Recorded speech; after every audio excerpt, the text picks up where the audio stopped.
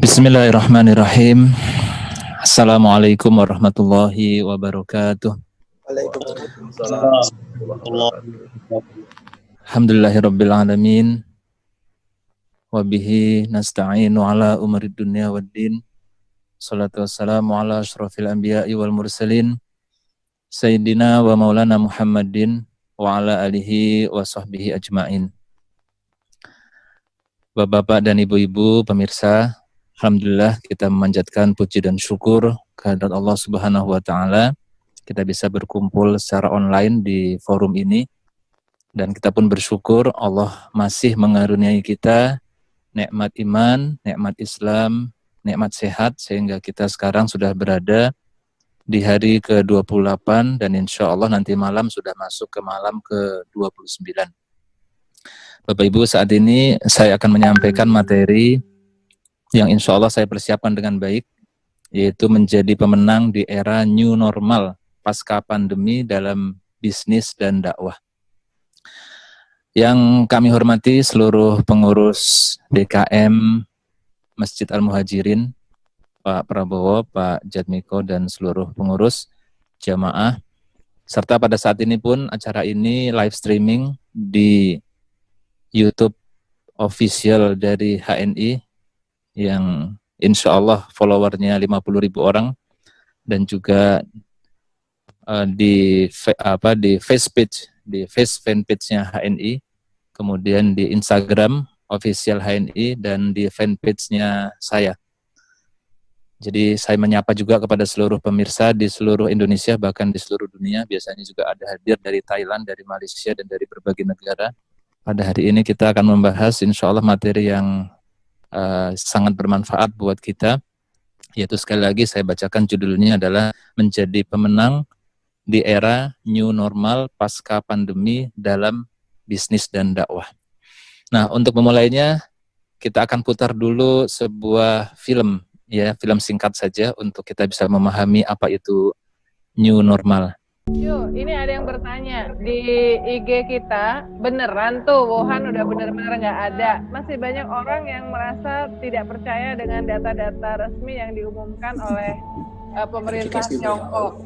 Iya, kalau di Itali semuanya masih tertutup, bahkan masih ditutup sampai waktu yang tidak ditentukan. Saya kira yang khusus di China ya, new normal itu semua akan mulai memperhatikan aspek kesehatan.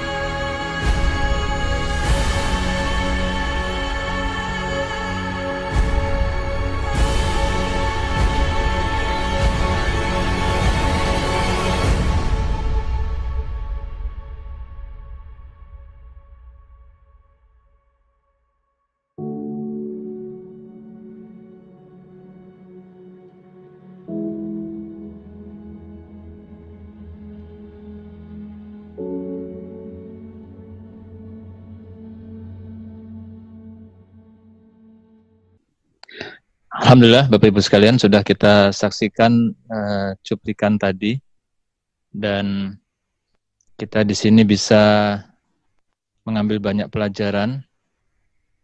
Saya lanjutkan beberapa yang harus kita amati dari pandemi ini adalah catatan. Yang pertama adalah dunia ini semakin kembali ke fitrah. Di Thailand itu ada sebuah pantai di Thailand. Dia sudah lama sekali tidak muncul semacam penyu leatherback ya. Tapi anehnya setelah di masa pandemi ini penyu turtle tersebut muncul kembali.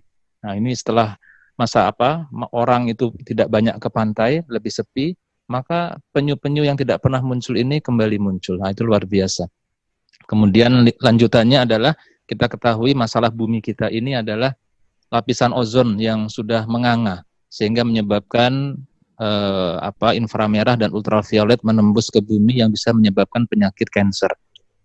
Nah, ternyata di kutub utara dan selatan yang lapisan ozon bumi itu sudah terbuka, dia saat ini menutup kembali dalam masa pandemi ini, subhanallah. Ya, menutup kembali di masa pandemi ini, sehingga terjadi yang disebut dengan restorasi alam di saat pandemi. Kemudian di India, terus kalian, di India itu, di New Delhi, sudah 30 tahun tidak bisa melihat Himalaya. Himalaya itu di atas, New Delhi itu di bawah. Harusnya kelihatan. Sudah 30 tahun tidak bisa terlihat, dan sekarang kembali terlihat dengan jelas dari India. Kenapa? Karena polusi udaranya itu berkurang jauh, ya. Dan ini menarik bagi bapak-bapak dan ibu-ibu yang pernah ke Turki, ya, Istanbul. Di situ ada Selat Bosporus yang begitu indah, ya, selat yang kanan kirinya banyak burung camar, ya, yang tinggi airnya tidak pernah naik dan turun. Subhanallah, mungkin sebagian besar kita sudah pernah ke sana. Nah, hebatnya ketika Turki kemarin mengalami masa lockdown, itu muncul kembali lumba-lumba. Lumba-lumba itu kembali berkeliaran di Selat Bosporus. Subhanallah. Kemudian kita yang di Jakarta bisa menyaksikan, Bapak Ibu sekalian, ini adalah bentuk dari langit di Jakarta yang sudah saya ingat kecil dulu pernah menyaksikan langit yang biru di Jakarta, dan sekarang sudah sangat jarang melihat, dan sekarang kita melihatnya kembali. Subhanallah. Coba next lagi, kita lihat beberapa gambar, kita nikmati dulu nih Jakarta yang biru pelan-pelan. Nah, yang sudah lama kita tidak nikmati, sekarang bisa kita nikmati kembali. Lanjut. Lihat terus, pelan-pelan saja. Ya, lagi, terus. Nah, ini indah sekali. Lanjut. Oke, Bapak Ibu sekalian, apa pelajaran dari sini? Ini seperti alam ini mengatakan sesuatu kepada kita, bahwa manusia itu dipenjara saat ini dengan PSBB atau lockdown itu untuk menyelamatkan alam dan untuk mengembalikan kerusakan yang telah mereka perbuat, ya, merestorasi alam kembali, merejuvenate atau meremajakan lingkungan kita. Ini hikmah lain, sisi lain daripada COVID-19 ini, Bapak Ibu sekalian. Dan COVID-19 ini disebut dengan the great pause atau pemberhentian besar. Jadi memberikan kita waktu untuk melakukan refleksi dan introspeksi, di mana manusia, ya, dimanapun, dia akan berusaha memilah kembali nilai-nilainya dan juga apa-apa hal yang betul-betul penting bagi mereka. Nah, kemudian efek lain daripada pandemi ini yang diramalkan oleh para ahli adalah bahwa sektor halal, industri dan bisnis halal ini, baik makanan maupun nantinya pariwisata, tapi pariwisata sekarang sedang berhenti, ya, makanan dan lain-lain, itu diprediksi akan semakin meningkat kesadarannya. Kenapa? Karena kita tahu bahwa awal dari virus COVID-19 ini adalah diawali di Wuhan, di mana orang itu sudah karena kita tahu bahwa menjauh dari fitrahnya, ya kan, binatang-binatang liar, binatang-binatang memangsa kera, kemudian kelelawar dimakan, ya. Nah, disinilah kemudian mereka melihat bahwa Islam ini yang memberikan penawaran yang makanan yang halalan thayyiban ini, insya Allah akan semakin disambut. Di sini dijelaskan bahwa consumers konsumen itu akan, ini artikel dari para ahli marketing consumer goods atau retail di luar negeri, dia mengatakan ke depannya ini konsumen itu akan bertanya lebih tentang dari mana produk ini datang. Kalau dulu enggak, dia akan main makan aja. Ya, kalau sekarang nanya ini produksi mana begitu. Bagaimana dia diproduksi dan seberapa safe ya, sehat dan selamat makanan yang dimakan. Dan bagaimana dia diproduksi. Nah, itulah, dan bagaimana bahkan produk ini sampai ke rumah. Ya, sebagai cerita sekarang misalnya masyarakat konsumen beras itu sudah mulai kritis dan mereka sudah bertanya bagaimana beras itu ditimbun di gudang ya, ternyata banyak tikus di gudang dan lain-lain. Sehingga sekarang sudah mulai ada keinginan untuk melabel halalkan beras sekalipun. Kenapa? Karena bisa berpotensi beras itu di gudang pun kena kencing tikus dan seterusnya. Itu ke depan akan semakin disadari oleh masyarakat. Berarti di sini ada potensi besar sekali akan semakin meningkatnya industri makanan halal ya, dan segala produk-produknya yang akan semakin diminati oleh masyarakat. Bapak Ibu sekalian, dalam masa pandemi ini ada terjadi 4 mega shift ya, ada 4 pergeseran yang luar biasa besar. Nah, kita lihat ya, nanti kita lihat bahas satu persatu. Jadi yang pertama adalah disebut dengan stay home lifestyle, gaya hidup baru yang tinggal di rumah dengan aktivitas working, living, playing, ya karena adanya social distancing. Kemudian yang kedua adalah mega shift yang terjadi yaitu dalam piramida Maslow. Nah, ini luar biasa, nanti kita sedikit lihat. Jadi kita sudah lihat tadi kembali kepada fitrah Bapak Ibu sekalian. Yang tadi yang pertama itu kembali ke fitrah juga. Karena sebelum pandemi ini terjadi, manusia itu misalnya ya, orang-orang eksekutif punya prinsip work hard, play hard. Nah ya betul ya. Jadi mereka kerja keras luar biasa dalam jam kerja, tapi biasanya kalau di negara-negara Korea, Singapura biasa mereka pulang kerja, mereka tidak langsung pulang ke rumah, tapi minum-minum dulu. Demikian juga di sini sudah mulai begitu, malamnya menikmati. Jadi mereka work hard tapi dia play hard. Nah itu sekarang mereka dipaksa untuk di rumah. Dan di rumah ini adalah lebih cenderung kepada humanisme, kepada fitrah, ya, kembali kepada keluarga. Seperti dahulu, nenek moyang kita itu kan tinggalnya di gua-gua ya, di rumah-rumah. Mereka dipaksa untuk kembali ke rumah. Dan subhanallah, mereka merasakan sendiri banyak rasa-rasa keajaiban yang terjadi, yang sebelumnya jauh dengan keluarga, jauh dengan anak-anak. Sekarang mereka mendapatkannya kembali. Mereka lebih mengenal anak-anaknya, beraktivitas bersama, berolahraga bersama, beribadah bersama. Itu yang terjadi kembali ke fitrah. Yang kedua juga demikian, bahwa kita tahu dalam piramida Maslow yang paling bawah itu adalah makanan dan kesehatan jiwa raga yang paling mendasar. Semakin ke atas dia yang semakin tersier, dan kemudian ujungnya adalah self esteem ya, harga diri dan pengakuan. Nah, itu yang paling ujung. Nah, sekarang ternyata pandemi ini membawa orang kembali ke bottom of the pyramid. Ya, ini juga bagian dari kembali kepada fitrah. Kenapa demikian Bapak Ibu sekalian? Ya kita coba ingat ketika masa sebelum pandemi ya, terjadi orang itu semakin menjauh dari fitrahnya sebagai manusia. Apa itu? Dari sunatullah, dari humanisme, dari human ethics sekalipun. Misalnya apa? Orang saat itu ketika punya uang, dia nggak segan-segan beli tas yang harganya miliaran, betul nggak? Ya kita tahu merek apa misalnya yang nggak boleh nyebut merek di sini, Bapak Ibu pasti tahu semua. Dia beli tas harga miliaran, beli jam tangan harga miliaran dan seterusnya. Sedangkan masih banyak orang di sekelilingnya yang membutuhkan.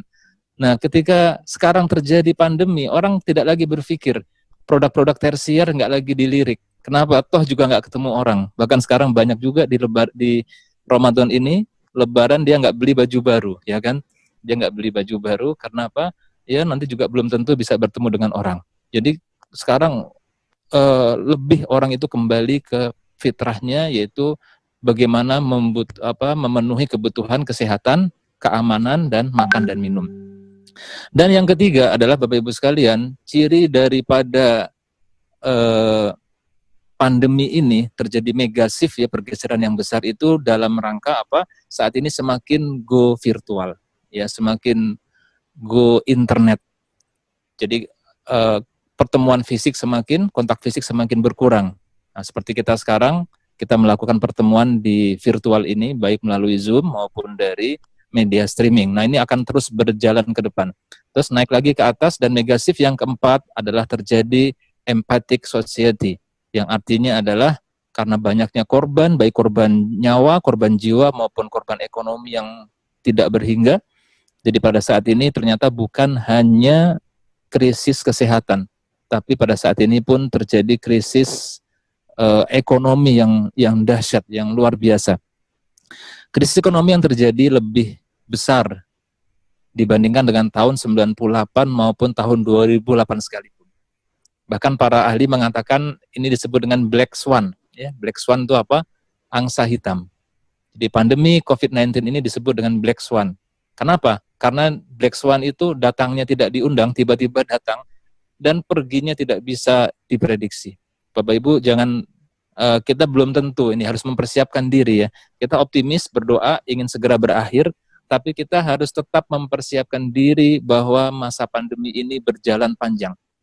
Berjalan panjang, panjangnya semana, ada yang bahkan meramalkan bukan saja sampai akhir tahun, tapi kita harus hidup bersama virus ini sampai bertahun-tahun, bahkan sampai 5-7 tahun ke depan.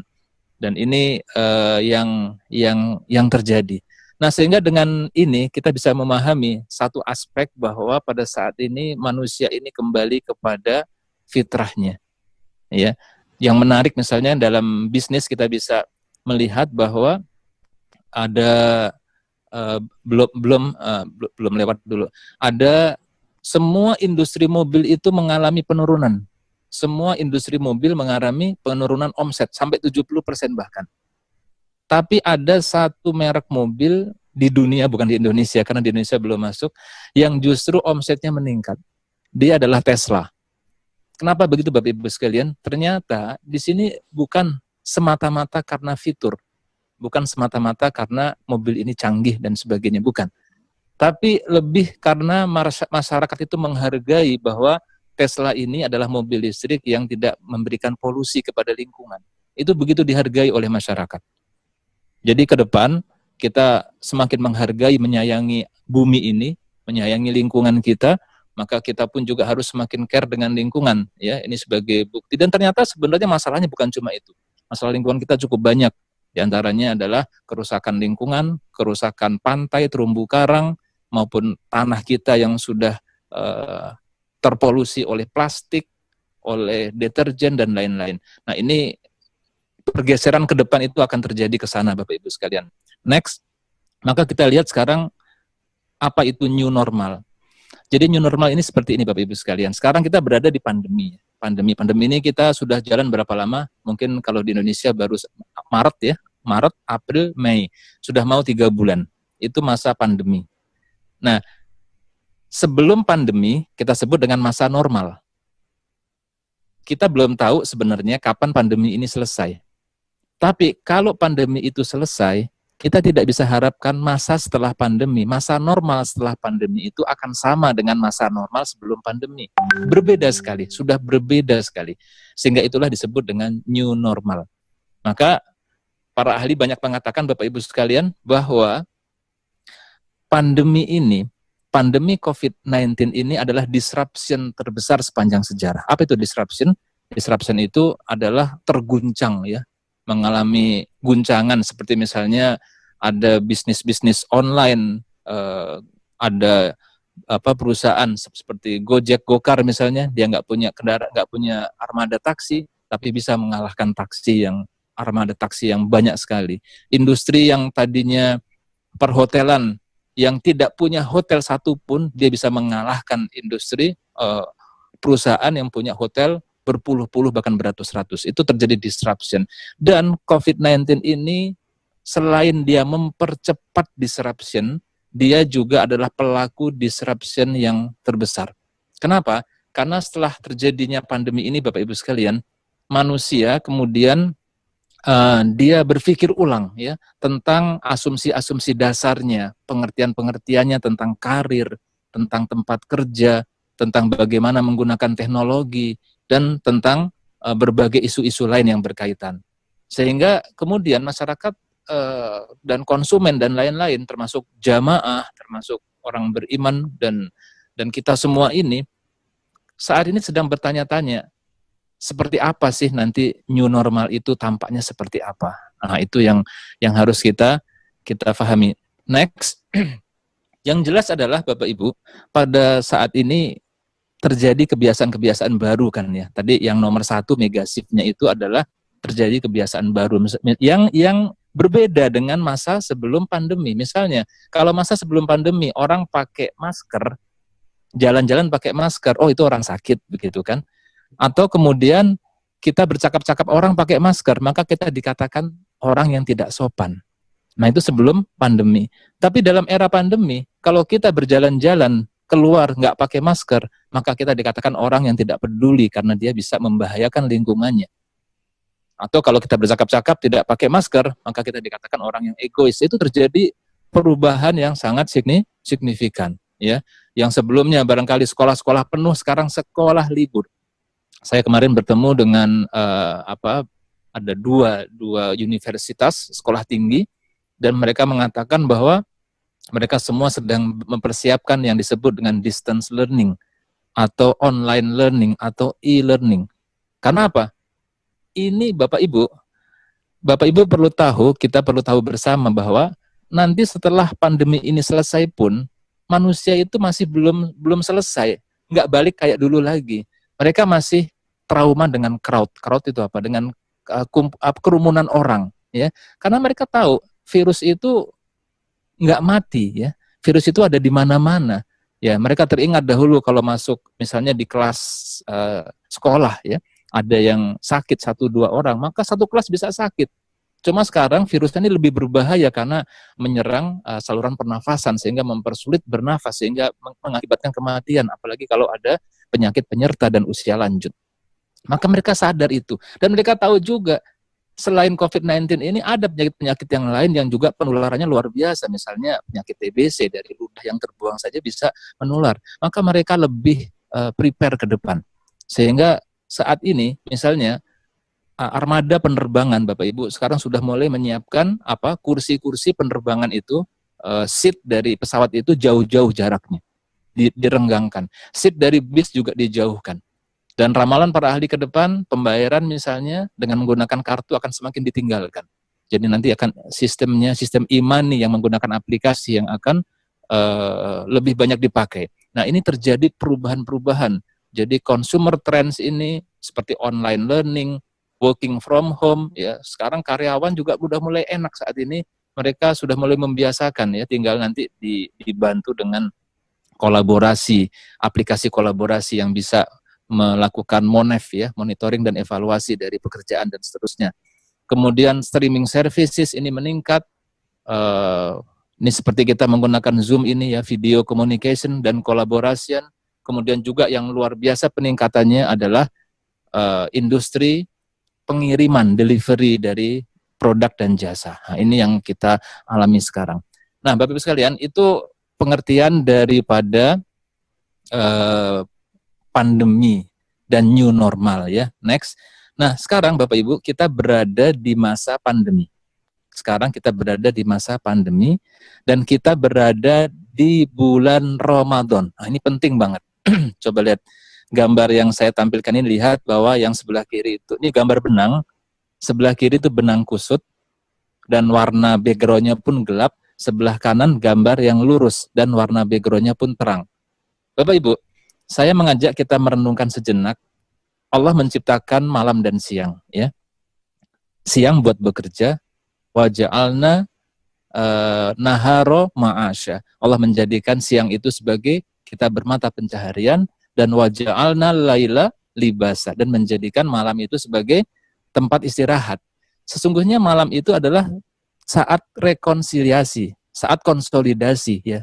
Kenapa begitu Bapak Ibu? Karena pada saat tersebut terjadi regenerasi sel, tubuh menyembuhkan dirinya sendiri, imunitas meningkat sehingga dia semakin siap untuk beraktivitas. Coba kalau dia nggak bisa tidur, maka terganggulah keseimbangan hidupnya. Sama juga dalam 12 bulan, Bapak Ibu, 1 bulan Ramadan ini Allah jadikan sebagai bulan konsolidasi, ya, sebagai takwiyah, penguatan iman, penguatan segala-galanya pada saat ini. Sehingga dengan konsolidasi 1 bulan ini bisa membackup energinya untuk 11 bulan ke depan. Maka yang ingin saya ingatkan saat ini, ketika kita punya bisnis ataupun kita punya masjid, ya, pada saat ini semua sedang slow down.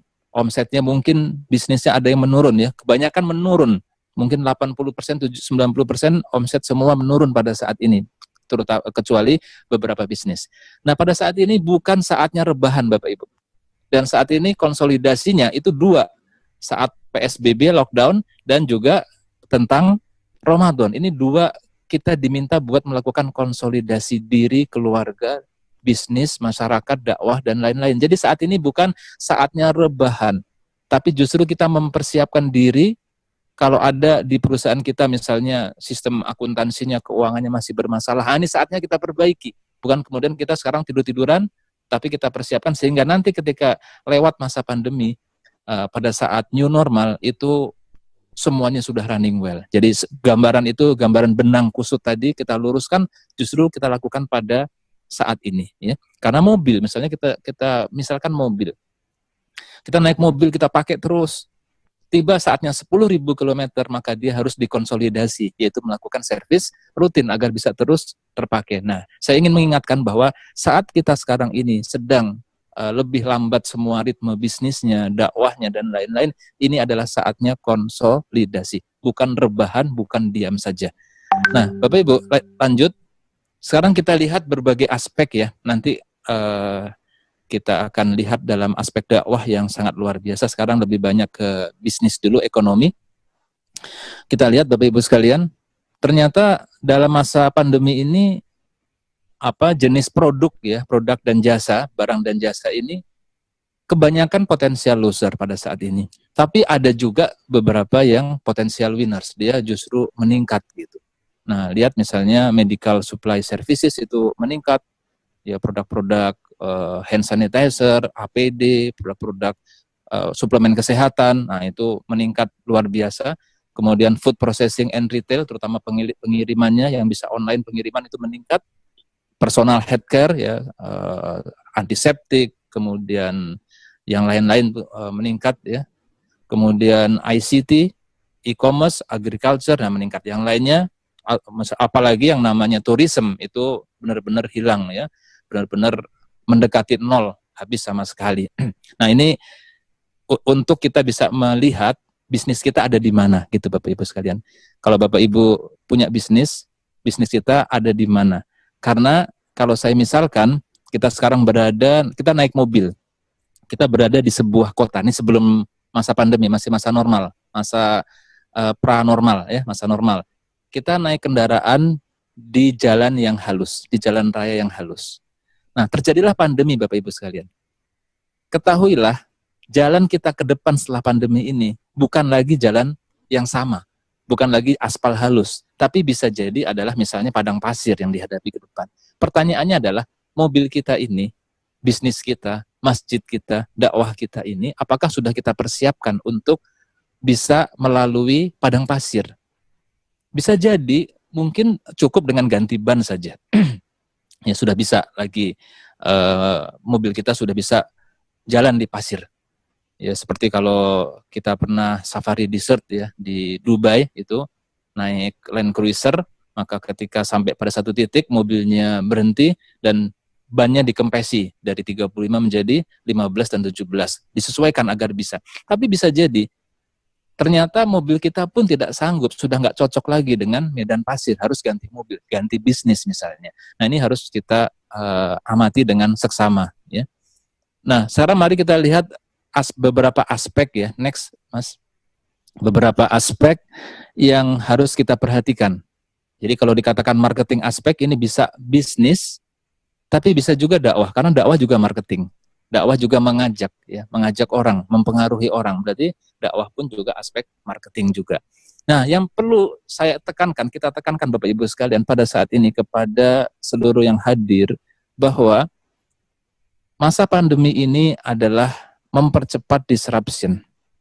Disruption sudah terjadi. Saat ini pasar-pasar fisik, coba lihat kejayaan era Glodok, ya, pasar Harko Glodok, pasar Senen, maupun retailer seperti Ramayana, Matahari sudah ditinggalkan orang. Nah, masa pandemi ini mempercepat disruption. Sehingga saya katakan bahwa siapapun yang tidak bisa offline, paksalah untuk harus online. Harus wajib, kalau enggak kita nggak bisa lagi jualan Bapak Ibu sekalian. Maka kita harus bisa online. Apakah kita buka online store sendiri, ataukah kita jualan di marketplace, ya, seperti Tokopedia, Bukalapak, Shopee, dan lain-lain, atau di e-commerce. Nah, ini memaksa kita buat online. Silakan, banyak pelatihan-pelatihan yang bisa kita lakukan. Lanjut, maka pada saat ini Bapak Ibu sekalian, nah demikian juga kalau kita punya produk dan barang, maka brand value pada saat ini menjadi lebih berharga sekali. Apa itu brand value? Brand value itu seperti ini Bapak Ibu. Misalnya contoh ya, ini contoh kita bisa memahami brand value. Misalnya ada sebuah tas, apa mereknya, LV misalnya. Kalau tas LV harganya di bawah 30 juta itu masih kanvas dia, belum kulit. Kalau udah kulit harganya 40 juta terus sampai 100 juta, ratusan juta. Tapi kulit buatan Garut, ya, sama-sama kulit dan halus juga, bagus juga. Harganya hanya 500.000. Coba sama-sama kulit, satunya harganya 500.000, satunya harganya 50 juta. Di mana bedanya? Di brand. Itulah nilai sebuah brand. Sehingga masyarakat sekarang semakin lebih memahami bahwa brand value itu luar biasa. Dia merupakan aset yang intangible, ya, aset yang tidak nampak, tapi nggak kalah nilainya dengan aset rumah, pabrik, dan lain-lain. Ya, itulah. Terutama kalau barang-barang kita ini barang-barang produk dan jasa yang unik, bukan yang generik. Kalau nanti kita bisnis, produknya ada yang unik, ada yang generik. Kalau generik itu ngadu harga saja, kita cari yang paling murah. Karena apa? Saingannya banyak, ya. Di pasaran itu banyak yang serupa. Tapi kalau produk kita unik, kita harus semakin menyadari brand value. Demikian juga dalam dakwah Bapak Ibu sekalian. Kalau saya padukan dengan bawah, next lagi Mas, langsung saja ke beberapa ke bawah. Kemudian Bapak Ibu sekalian, era ke depan ini semakin terjadi disintermediation. Apa itu disintermediation? Jadi kalau supply chain, ya, dari produsen sampai ke konsumen kan melalui beberapa layer. Nah, yang tengah ini disebut dengan intermediary. Tapi dengan teknologi, dengan web, dengan virtual ini, intermediary itu diramalkan oleh banyak ahli akan semakin hilang. Jadi semakin tipis, ya, semakin singkat. Nah, itu yang harus disadari. Maka kita melihat sekarang misalnya era broker asuransi atau properti makelar, ya, itu semakin turun. Kenapa? Orang kalau menjualan rumah misalnya dia bisa langsung lewat OLX misalnya. Nah, ini harus disadari. Atau tadi broker asuransi sekarang bank maupun perusahaan asuransi bisa langsung menawarkan kepada masyarakat, ya. Itu akan tereliminasi kalau kita nggak sadar. Tapi ternyata yang tereliminasi ini adalah yang disebut dengan fronting intermediary. Apa itu fronting intermediary? Fronting intermediary itu begini, dia hanya ngambil dan jual, nggak diberikan nilai tambah. Nah, itu akan hilang itu. Kenapa? Ya karena dengan teknologi orang akan memangkas semua layer-layer yang ada. Tapi kalau supermediary tidak gitu. Buktinya apa? Ya kalau kita bicara Amazon, eBay, kemudian Alibaba.com, Tokopedia, Shopee dan Bukalapak dan lain-lain, itu adalah supermediary. Dia memberikan nilai tambah yang besar. Orang bisa nyari barang murah, dia bisa memilih dari yang terbaik, harganya pun juga efisien, dan yang paling penting adalah transaksinya secure, ya. Itu berarti dia memberikan benefit. Nah, kalau itu nggak jadi masalah, supermediary akan terus eksis, bahkan semakin kuat, ya. Seperti HNI, perusahaan ini pun juga adalah merupakan supermediary yang memberikan manfaat yang banyak, benefit yang banyak, ya, memberikan value added yang banyak. Dan ke depan Bapak Ibu sekalian semakin C2C. Jadi itu yang kelima, itu yang menarik, ya, bahwa semakin egaliter. Ke depan ini terjadi egalitarian bisnis dan streamline supply chain. Nah, ini luar biasa banget Bapak Ibu sekalian. Kenapa? Ya saat ini misalnya coba lihat ini disruption yang terjadi, ya. Misalnya ada perusahaan dulu radio swasta baik FM maupun AM. Siapapun pasti akan tahu bahwa ini industri yang tengah decline. Dia harus segera change, harus segera berubah.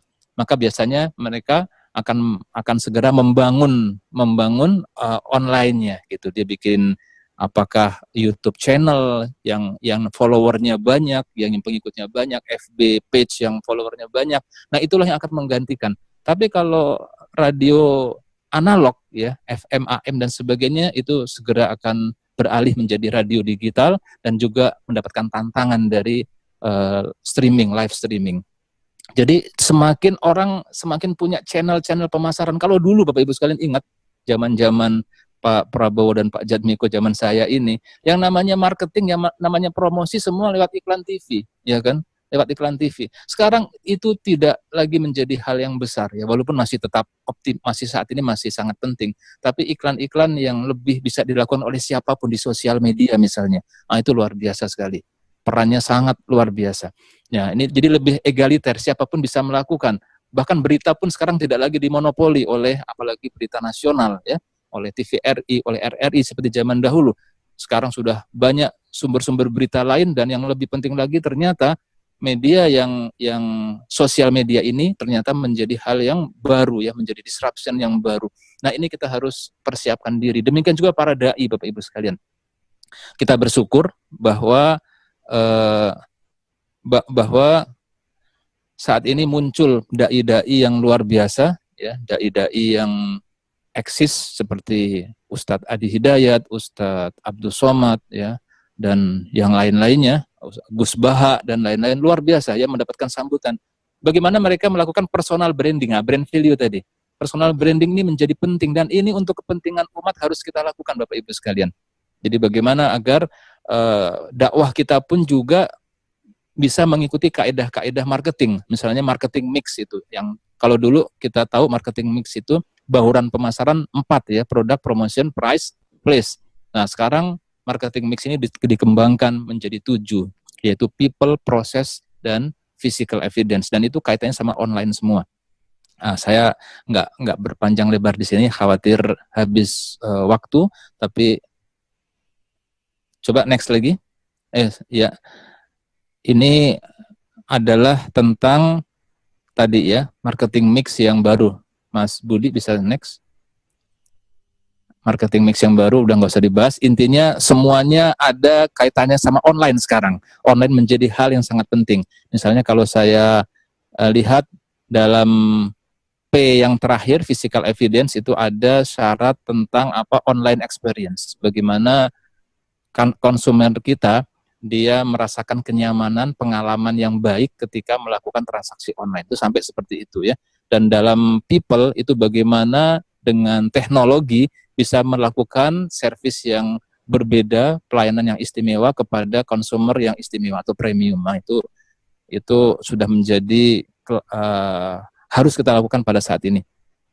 Next lagi Bapak Ibu, Mas. Nah, sekarang kita lihat di manufacturing aspek.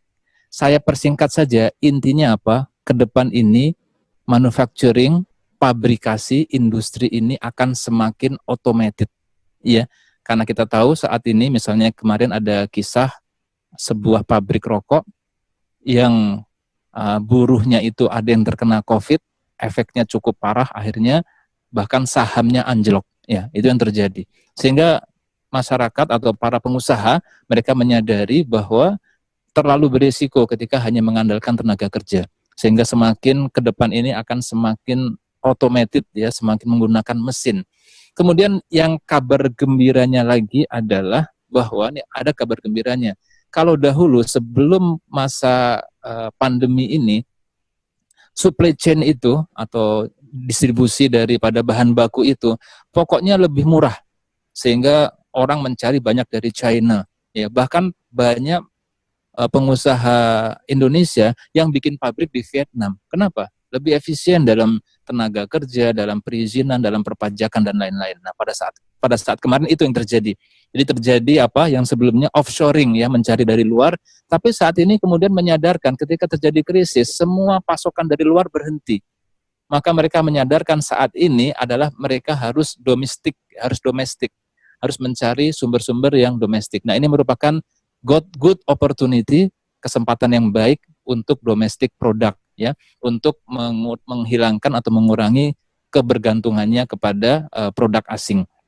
Nah, kemudian juga yang perlu diperhatikan adalah dalam butir kedua bahwa automated manufacturing ini akan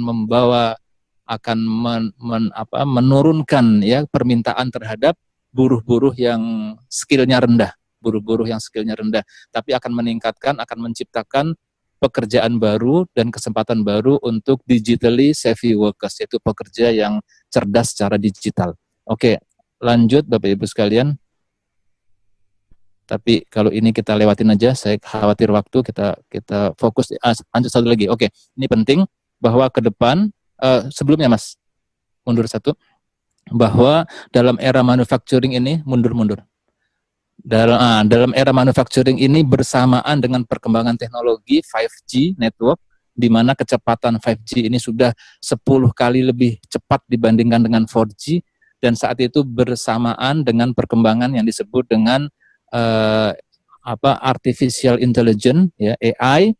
Nah, ini kemudian juga IoT, Internet of Things, robotik, sensing dan sebagainya. Kemudian dipadukan dengan database yang besar yang disebut dengan big data. Nah, ini akan menjadi sebuah fenomena baru. Saya nggak bisa menceritakan ini, kalau ceritakan susah dipahami juga, dan tapi waktunya juga habis. Intinya ke depan ini akan mengalami sebuah revolusi yang bersamaan, dan ini enablernya adalah 5G teknologi. Jadi kalau kita melihat sekarang terjadi perang ya antara Amerika dengan Cina, blok Amerika dengan blok Cina, ini bukan perang semata-mata tanpa alasan. Di antara yang menyebabkan adalah perebutan teknologi 5G, karena Cina lebih dahulu ternyata berhasil mendeploy 5G teknologi, ya Bapak Ibu sekalian. Kemudian juga faster digitization of supply chain. Artinya begini, supply chain itu adalah rantai distribusi bahan baku itu semakin digital ya. Dia link gitu. Misalnya kalau perusahaan yang menjual, perusahaan retailnya barangnya sudah tinggal sedikit, sudah hampir mendekati iron stock, maka langsung bisa diketahui oleh supplier bahan bakunya, sehingga dia langsung bisa mencari kepada sumber bahan baku di atasnya, sehingga semuanya itu berjalan sangat efisien. Siapapun yang tidak melakukan ini Bapak Ibu sekalian, kalau kita seorang pengusaha, siapapun yang tidak mempersiapkan teknologi ini maka akan ketinggalan. Kenapa? Karena perusahaan-perusahaan besar, apakah dia sebagai retailer yang menjual langsung ke konsumen, dia akan mencari yang efisien. Kalau kita tidak menyiapkan teknologi dan lain-lain, kita akan di-bypass. Ya, tadi sudah tahu bahwa dalam rantai itu antara produsen sampai konsumen ini akan semakin streamline, akan semakin tipis layernya. Kalau kita tidak memiliki kemampuan, maka tidak efisien harganya, tidak punya kemampuan teknologi, maka kita akan di-bypass karena mereka akan mudah untuk mencari alternatifnya. Sehingga kita sebagai pengusaha-pengusaha di sini pengusaha-pengusaha muslim itu harus mempersiapkan diri. Lanjut ya. Nah, di sini saya hanya memberikan kata kuncinya saja, bahwa ini hasil riset dari McKinsey yang mengatakan bahwa siapapun yang investasi dalam teknologi maka dia akan mendapatkan keuntungan. Udah itu aja, karena nggak mungkin saya jelaskan panjang lebar ya. Nah Bapak sekalian, ini yang sekarang menarik akan kita bahas bagaimana implementasinya. Nah ini, mari kita sekarang duduk bareng bagaimana implementasinya untuk bisnis maupun buat dakwah, buat masjid kita. Saat ini hadir dari Masjid Al-Muhajirin bisa sebagai sampel dalam kita mempersiapkan dakwah ini agar sesuai dengan masa era new normal gitu. Kita persiapkan dakwah kita ini, kita persiapkan masjid kita ini agar sesuai. Jangan sampai misalnya contoh yang nggak sesuai, misalnya contoh ya adalah kita misalnya sudah peningkatan sudah menurun, sudah yellow dan sudah hampir green. PSBB sudah akan dibuka ya, sudah dibuka. Mulai dibuka perlahan-lahan. Nah, tapi kita tidak ada perubahan, tidak ada persiapan. Sholat masih seperti apa adanya. Maka percayalah, akan banyak masyarakat yang masih ingin tetap sholat di rumah, tidak mau sholat di masjid. Kenapa? Karena dia masih khawatir, punya trauma dengan kondisi pandemi gitu. Nah, artinya kita harus mempersiapkan diri kita sebaik-baiknya, masjid kita, bisnis kita untuk menyambut hal ini. Maka Bapak Ibu sekalian, kita ada 5 tahap yang ini disampaikan oleh McKinsey buat mempersiapkan perusahaan kita, organisasi kita ini untuk bisa melewati masa pandemi ini, mempersiapkan dengan masa new normal. Dia adalah resolve, resilience, return, reimagination, dan reform. Apa itu? Ini pelatihannya mahal nih Bapak Ibu sekalian ya. Tapi kita berikan untuk kebaikan kita semua. Oke, next. Yang pertama resolve. Maksud dari resolve adalah ini masih di awal terjadi. Next Mas, resolve. Oke, terjadi pandemi.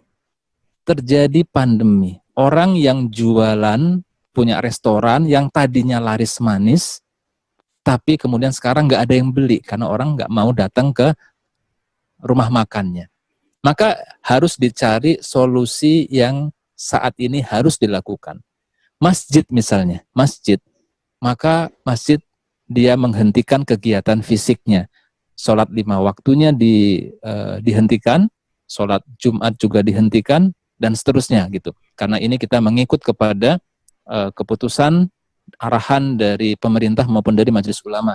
Ya, keputusan dari surat keputusan dari Menteri Agama nomor 6, kemudian dari Majelis Ulama Indonesia nomor 14, dan dari Gubernur DKI nomor 40 sekian. Itu memerintahkan kita untuk tidak melakukan aktivitas secara bergerombol termasuk sholat berjamaah. Perlukah kita kemudian silang pendapat di sini? Tidak perlu Bapak Ibu sekalian. Kenapa demikian? Kalau kita mengikuti kaedah dalam masyarakat Islam itu enak banget. Kenapa? Karena dalam masyarakat Islam ada lembaga yang berwenang untuk melakukan fatwa, memberikan fatwa.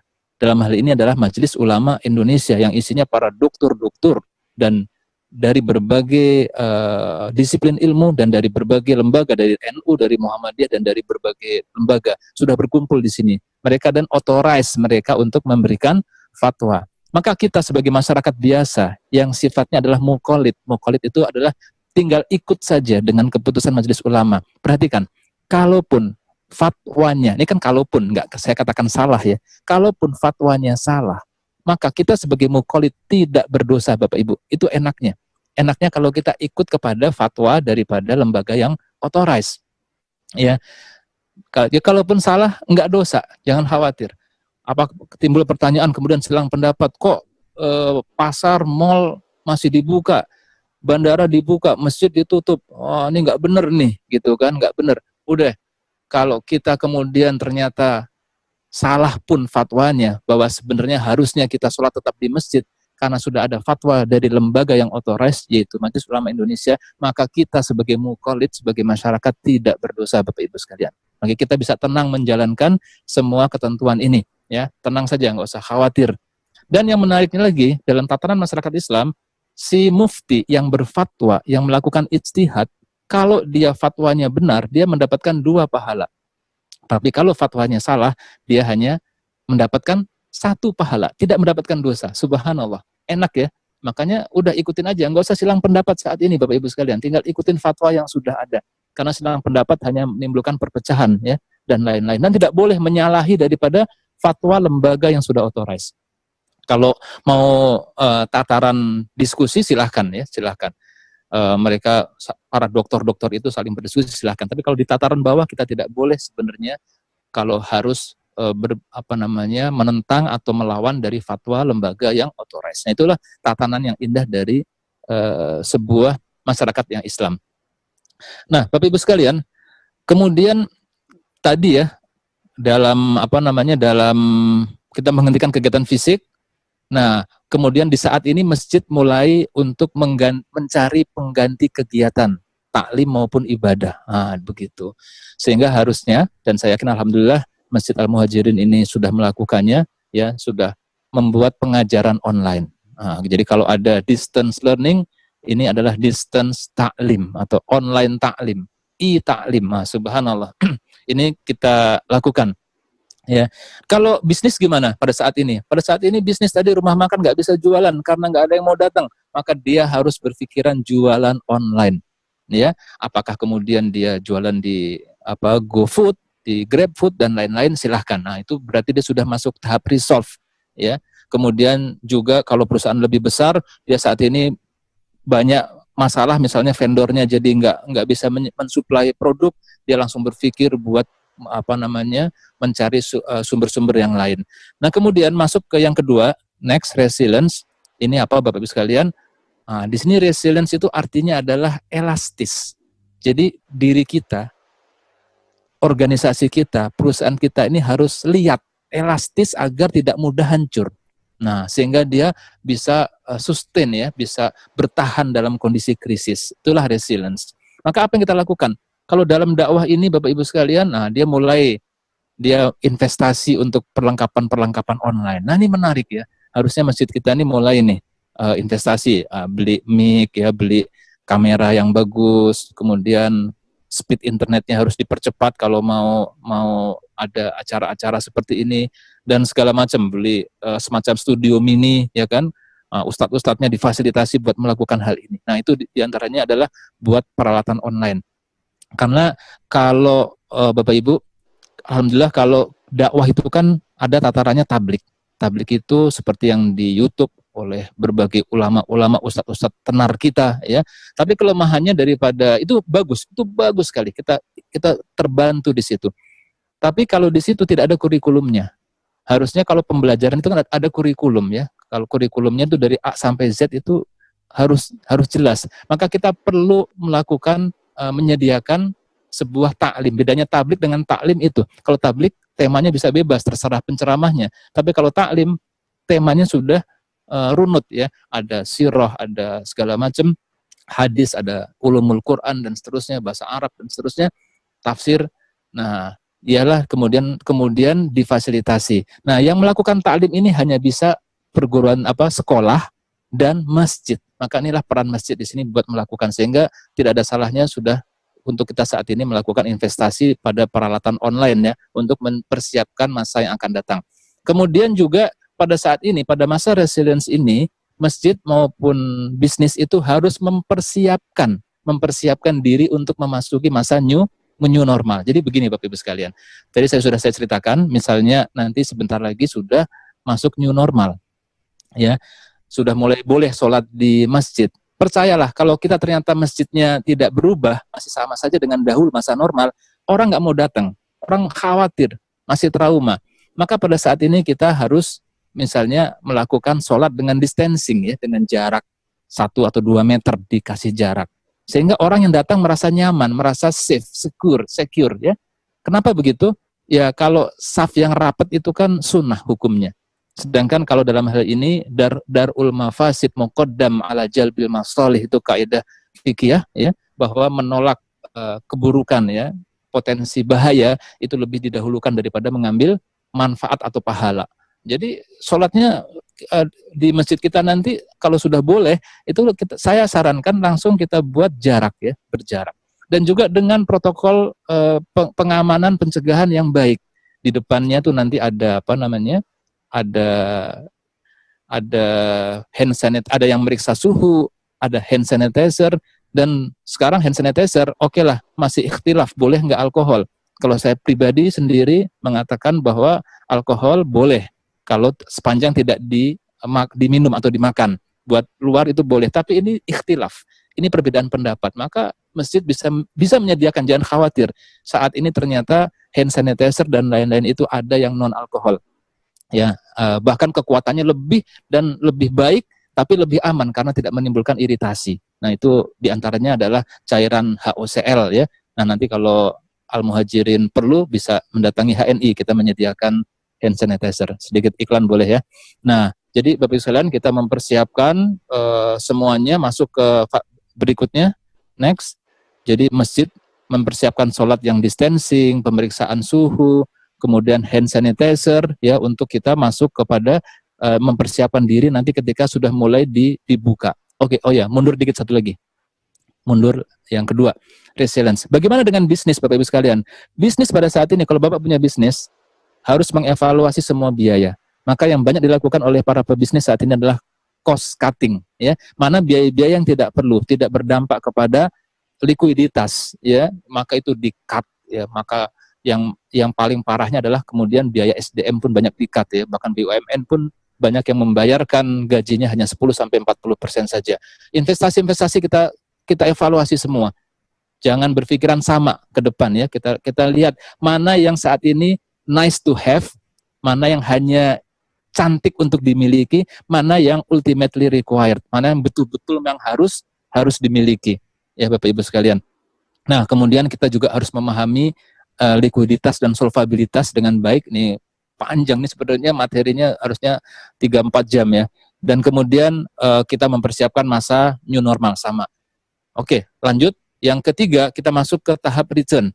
Return ini maksudnya sudah masuk ke fase normal Bapak Ibu sekalian. Ada di YouTube bisa kita lihat bagaimana kondisi di Wuhan, pendidikan-pendidikan di Perancis juga yang sudah selesai lockdown, maka mereka sudah mulai masuk sekolah. Kita lihat ternyata yang dipersiapkan banyak sekali ya. Misalnya contoh yang saya lihat di video tadi apa? Mereka masuk, diperiksa suhunya, diperiksa matanya semua, kemudian bahkan masker harus dibuang, nggak boleh dipakai lagi. Kemudian masuk berjarak, barisnya berjarak, dan sampai di langsung cuci tangan. Kemudian masuk kelas itu nggak boleh banyak-banyak, maksimal hanya 5-7 orang saja, dan dengan temannya itu dibatasi dengan pembatas sehingga tidak mudah menular. Jadi berubah sekali, berubah total. Nah, kita harus mempersiapkan diri kita untuk menghadapi saat tadi agar kita benar-benar memang siap ya, dakwah kita, bisnis kita ini buat masuk ke era berikutnya. Lanjut Bapak Ibu, ini waktu udah 5:10. Ya, ini yang ke-4 dan 5 bukan berarti dilakukan secara paralel setelah normal, tapi ini dilakukan dari awal. Kita membayangkan reimagination perusahaan kita di masa new normal. Ya, dakwah kita di masa new normal. Misalnya tadi, kita sudah sadar bahwa kita untuk dakwah ini perlu sosial media. Ya, sosial media, para dai, para mubalik kita nggak apa-apa, bagus, fastabiqul khairat saja. Ya, berlomba-lomba dalam kebaikan saja, nggak ada ruginya itu. Muncul berbagai macam ulama yang bagus di YouTube, di internet itu bagus banget, luar biasa ya. Tapi kemudian kita pun juga harus memahami bahwa kita harus menyiapkan yang susah, yang kedua, mempersiapkan distance learning buat distance dakwah, distance taklim ya, sekolah-sekolah dakwah, sekolah maupun masjid untuk melakukan digitization. Nah, ini yang berat ya Bapak Ibu sekalian. Bagaimana kemudian para konten-konten kreator ini, dakwah ini harus ditampilkan jangan sama dengan 10, 20, 30, bahkan 50 tahun yang lalu. Nggak laku Bapak Ibu sekalian. Kalau dakwah ini nggak ada adjustment-nya ya. Harus kita tampilkan sesuai dengan kondisi saat ini, dengan kondisi anak milenial dan lain-lain. Maka konten-konten kreator yang kreatif, yang memahami psikologi dari objek dakwah ini, masyarakat, itu harus kreatif pada saat ini ya, yang sesuai dengan kondisi saat ini. Ini panjang lebar, ini bab sendiri yang kalau dibahas itu sangat menarik. Kita reimagination apa yang akan terjadi ke depan, sehingga kita masuk kepada tahap kelima, yaitu adalah perusahaan kita, dakwah kita ini betul-betul bisa, yang kelima, next, kita bisa reform. Reform itu berarti sudah sangat sesuai, kita berselancar dengan kondisi yang baru ya. Omset kita melejit luar biasa dan dakwah kita semakin banyak diterima, karena sebenarnya faktor-faktor eksternalnya itu, orang kembali ke fitrah, semakin menyadari produk halal, dan juga semakin human ethic, semakin humanis, mereka justru semakin kembali kepada Islam. Ya, buktinya saja orang yang kemudian mau berpikir banyak selebritis, tokoh, artis masuk Islam, itu tandanya berarti dakwah ini berhasil. Saya tanya, coba Bapak Ibu googling atau YouTube cari, bagaimana kisah orang-orang yang mu'alaf masuk ke Islam. Rata-rata mereka karena akhlak. Hampir semuanya karena akhlak. Akhlak itu apa? Mereka bertemu dengan orang Islam yang berakhlak baik dalam hal membantu, dalam hal kesopanan dan lain-lain, bahkan sampai dalam hal yang sangat sepele, cium tangan dengan orang tuanya. Nah, itu yang sangat menarik. Maka kita harus saat ini mempersiapkan dakwah kita ini buat bisa menyambut masa new normal ke depan. Jangan sampai kita kemudian nggak mempersiapkan hal ini, kemudian kita ditinggalkan oleh jamaah. Seperti misalnya yang dialami oleh saudara-saudara kita di Nasrani misalnya, pada periode di Eropa, di Amerika, gereja-gerejanya ditinggalkan oleh generasi muda. Ini jangan sampai terjadi. Kita harus betul-betul mempersiapkan diri kita, dakwah kita, masjid kita, perusahaan kita. Nah, itu saja dari saya. Lebih kurangnya mohon maaf. Assalamualaikum warahmatullahi wabarakatuh. Nah, itu Pak Dedi Permadi. Silakan Pak Dedi. Terima kasih Pak Miko. Assalamualaikum warahmatullahi wabarakatuh, Pak Ustadz. Waalaikumsalam warahmatullahi wabarakatuh. kita melihat bahwa sekarang ini banyak masyarakat yang sebetulnya belum siap dengan menghadapi new normal gitu loh. Iya, Kita juga betul. lihat ada mall yang dibuka terus rame gitu. Padahal sebetulnya kalau kita bisa memanfaatkan e-commerce, kita bisa beli online itu mungkin lebih efisien gitu ya. Iya. Ternyata masyarakat kita banyak yang belum siap tentang itu. Mungkin jamaah kita juga nggak siap nih dengan online ini gitu. Jadi kalau mungkin biasanya kita itu taklim di hari Sabtu Minggu itu cukup banyak, tapi ya mungkin tidak siap dengan online yang harusnya kita lakukan gitu ya. Nah, itu yang pertama yang saya ingin tahu, bagaimana kemudian merubah mindset ini menjadi kebiasaan-kebiasaan baru. Yang kedua begini Ustadz, seringkali di masa misalnya Ramadan ini kita menghayati suasana Ramadan ini dengan di masjid, terus kemudian ada itikaf, dan kemudian ini suasana inilah yang kemudian membangun kekhusyuan kita gitu ya. Nah, saya nggak tahu apakah kekhusyuan kita ini bisa dibangun secara online gitu ya. Kalau kita mungkin taklimnya adalah online gitu ya. Mungkin barangkali mungkin itu yang mungkin mohon pencerahan dari Ustaz. Terima kasih, luar biasa. Ini rasanya satu pertanyaan sudah cukup ini buat waktu buat menjawabnya ya Bapak Ibu sekalian. Baik, tadi pertanyaannya adalah betul masyarakat kita ini yang kasus mall tadi Bapak Ibu ya, mall tadi ternyata dia malah berdesak-desakan di mall. Saya kemudian teringat kejadian di Brazil. Jadi di Brazil itu ketika lockdown itu dan di Perancis juga lockdown itu dihentikan, masyarakat turun ke jalan menyambut dengan senang sekali, senang sampai menari-nari. Jadi kalau kita lihat di sosial media itu ada keranda digotong-gotong, mereka menari di bawah keranda. Apa yang terjadi kemudian? Habis baru dibuka lockdown-nya tadi, kemudian tingkat infeksi meningkat drastis sekali di Brazil. Sampai Brazil sekarang menjadi negara nomor 6 yang paling banyak korban. Padahal Brazil itu negara yang termasuk panas, tidak dingin. Ya, harusnya dia nggak seperti itu harusnya. Nah, itu karena kesalahan yang seperti ini yang perlu kita hati-hati, kita lebih waspada untuk tidak euforia nanti. Wah, lockdown bebas, kemudian akhirnya mereka balas dendam, seperti balas dendam. Itu yang jangan sampai terjadi. Nah, maka ini yang harus kita lakukan juga nanti di masjid kita. Saya menyarankan kita melakukan tahapan-tahapan yang sangat safe, sehingga orang itu datang ke masjid kita itu dengan rasa yang nyaman. Nah, tadi pertanyaan sangat bagus adalah masyarakat kita, jamaah kita juga belum siap ini ketika harus online begitu ya. Ini ada yang menarik di sebuah masjid yang juga sama melakukan taklim online ini Bapak Ibu, itu pengurus masjidnya, remaja masjidnya mendatangi satu persatu dari para jamaah yang sudah tua-tua tadi. Rupanya babnya simpel, mereka nggak bisa nyalain Zoom, itu masalahnya. Jadi sampai bahkan nggak punya HP yang bisa Zoom, nggak punya Android yang cukup buat Zoom. Itu mungkin belum kita lakukan ya, kita kunjungi mereka satu persatu, kita tanya sudah bisa atau belum, caranya bagaimana gitu. Jadi saya rasa ada di sebuah masjid yang saya juga melakukan, baru pertama kali melakukan, dan mereka senang, Ustadz ini harusnya seperti ini saya senang sekali bisa taklim lagi, senang mereka. Jadi bisa jadi mereka nggak tahu caranya. Coba ada remaja masjid atau pengurus yang keliling ke rumah-rumah tentunya dengan menjaga protokol kesehatan, untuk mengajari para jamaah kita ini untuk membuka Zoom ya, barangkali itu simpelnya begitu. Kemudian yang pertanyaan berikutnya ini menarik banget Bapak Ibu sekalian, gimana kita biasa iktikaf di masjid, ibadah di masjid enak nyaman, sekarang kok di rumah begitu. Nah, di sini harus kita lakukan Bapak Ibu sekalian, bahwa dalam ini yang perlu dulu nih kita dudukan dahulu Bapak Ibu. Kenapa? Kalau perasaan kita sudah benar, maka kita akan bisa menikmati. Saya mensitir sebuah hadis riwayat Muslim, hadis sahih, bahwa disebutkan kunna ma'an Nabi SAW fi gozatin. Jadi kami ini bersama dengan para nabi dalam sebuah perang. Ya, dalam sebuah perang, jadi jalan di padang pasir, naikin lembah. Faqala, dan Rasulullah bersabda, inna bil madinati lari jalan masirtum masiron. Ya, bahwa di Madinah itu ada orang yang nggak ikut jalan bersama kita, nggak ikut capek bersama kita, wala qata'tum wadiyan, dan dia tidak naikin lembah, ya, istirahat di rumah, tapi ternyata mereka ini apa? Mereka ini karena ada uzur, ya uzur apakah sakit. Cuma dia tahun-tahun lalu dia ikut perang begitu.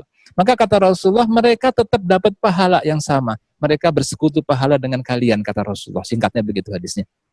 Berarti ketika kita tahun lalu kita tarawih di masjid, tahun lalu kita iktikaf di masjid, dan sekarang karena pandemi ini kita nggak bisa, kita iktikafnya di rumah, baca Qur'annya di rumah, tarawihnya di rumah bersama keluarga, Bapak Ibu, percayalah, insya Allah nilainya itu akan sama dengan yang kita lakukan di masjid. Akan sama. Maka di malam ke-29 ini Bapak Ibu kita iktikaf di masjid, dan pendapat Imam Malik radhiyallahu an mengatakan bahwa beliaulah yang membolehkan untuk iktikaf di musola rumah atau mihrab. Bahkan mihrab ini merupakan tradisi para nabi. Misalnya kita ingat Nabiullah Zakaria alaihissalam, beliau berdoa 60 tahun, dikabulkan setelah berumur 80 tahun. Yaitu berdoa, Robi habli minas solihin, diberikan anak, maka Allah memberikan anak, yaitu Nabi Yahya alaihissalam. Nah, ketika memberikan kabar gembira ini, Jibril datang langsung, fanadatul malaikatu fahuwa yusolli fil mihrab. Dan saat itu Nabi Allah Zakaria sedang sholat di mihrab. Dan pun tahu cerita Maryam, ya, bahwa ibunda dari Nabi Isa alaihissalam, beliau pun punya mihrab, beribadah di mihrab, ahli ibadah di mihrab. Nah, mihrab ini boleh kita bikin di rumah. Kita ajak keluarga kita, anak istri kita buat iktikaf di situ. Gelar karpet, gelar tikar, nyalain AC. Nah, baca tilawah bareng, tarawih bareng. Insya Allah nikmat. Bahkan bisa jadi lebih nikmat, Bapak Ibu. Wah, bener, cobain deh. Bisa jadi lebih nikmat daripada ketika kita pun, ya tentunya kita harus tetap merasakan lebih nikmat di masjid. Tetap harus, karena kita nih orang-orang yang terikat hatinya di masjid. Tapi kita nikmati dan insya Allah pahalanya tidak kurang. Termasuk nanti saya ingatkan Bapak Ibu, bahwa kita pada saat nanti Idul Fitri, kita pun sholat itu bisa di rumah saja. Ya, kalau kita cuma sebatang kara, cuma seorang, kita bisa sholat sendirian. Tinggal bedanya adalah rakaat pertama 7 takbir, rakaat kedua 5 takbir. Tapi kalau kita bersama-sama, ada anak, ada istri, ada pembantu, kita bisa sholat Id sendiri. Coba Bapak Ibu jadi bapak-bapak yang ada di sini, jadi imam dan jadi khatib. Kapan lagi jadi khatib Id, kan? Luar biasa.